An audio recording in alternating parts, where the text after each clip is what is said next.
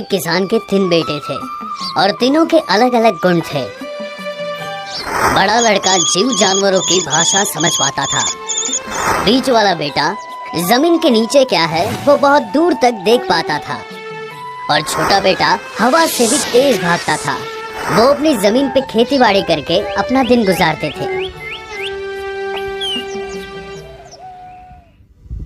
पिताजी, आप क्या सोच रहे हो? मैं सोच रहा हूँ कि आलू की खेती तो इस बार बहुत अच्छे से हुई है, लेकिन समझ नहीं आ रहा है कि हमारे खेत का आलू अभी तोड़ना चाहिए या नहीं, क्योंकि अभी अगर बारिश शुरू हो गई तो आलू सड़ जाएंगे, सारी मेहनत बेकार चली जाएगी। बस यही सोच रहा था। आप बिल्कुल चिंता मत करो पिताजी, मैं जमीन के पास जाकर देखता हूँ कि अपनी फसल कितनी उगी है।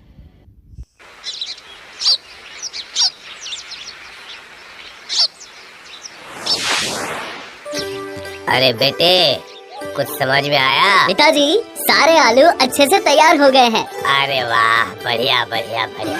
आज ही हमें सारे आलू तोड़ने होंगे, ठीक है?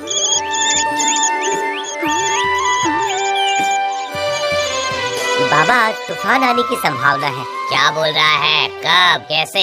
दोपहर? वही तो मैना पक्षी ने यही तो बोला है। सर्वनाश सर्वनाश। तो इसका मतलब अभी सब आलू तोड़ने होंगे, लेकिन इतने सारे आलू और एक बार में कैसे? आप चिंता मत कीजिए पिताजी, मैं सारे आलू ले लूंगा और अभी जाकर गोदाम साफ करके आता हूँ। आप बिल्कुल भी चिंता मत कीजिए पिताजी। हाँ हाँ, ये ठीक रहेगा, ये सही रहेगा। उसके बाद यही आ जाना, ठीक है? हाँ, आ जाना। हाँ ठीक है पिताजी। चलो चलो, जल्दी करो, जल्दी करो, जल्दी जल्दी हाथ चलाओ।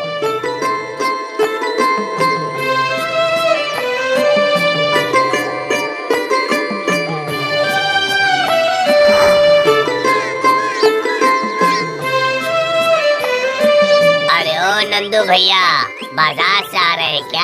हाँ भैया। तो क्या इतने सुबह सुबह बाजार खत्म हो गई? अरे आपने वो खबर नहीं सुनी क्या? कौन सी खबर नंदू भैया? अरे हमारे राज्य में एक राजा ने आक्रमण किया है। ये क्या बोल रहे हैं बड़े पापा? अब क्या होगा? मैं नहीं जानता बेटा, ये सुनकर ही मैं बाजार से लौट आया। मैं तो घर जा रहा हूँ। किसी भी समय वो राजा हमारे गाँव में भी आक्रमण कर सकता है। तुम लोग भी जल्दी जल्दी अपने घर चले जाओ।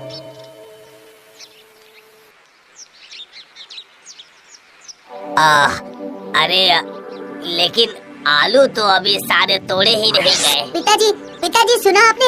आपने सुना? सुना हो बेटा, सुना हूँ। चलिए पिताजी, पहले मैं आपको घर छोड़कर आता हूँ, उसके बाद भैया को घर ले जाऊंगा। पिताजी, भाई बिल्कुल सही बोल रहा है। हमारा यहाँ रहना ठीक नहीं है, हमें चलना चाहिए।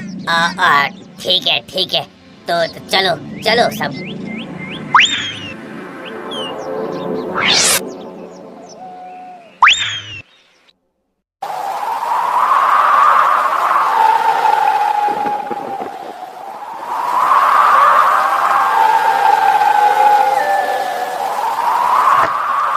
ओए है घर में, ओए है। इतनी रात को इस तूफानी बारिश में कौन आ सकता है? दया करके दरवाजा खोलिए। आप कौन है? देखिए, मैं तूफान में अपना रास्ता भटक गया हूँ, तो आज रात के लिए मैं आपके यहाँ रुक सकता हूँ। लेकिन आप चिंता मत कीजिए, बारिश रुकते ही मैं यहाँ से चले जाऊँगा। मैं इस गांव में एक रिश्तेदार के घर पे आया था, लेकिन तूफान इतना है कि मैं रास्ता भटक गया। ठीक है ठीक है, आप हमारे मेहमान हैं। आज रात आप यही रुकिए। हाँ, यही रुकिए।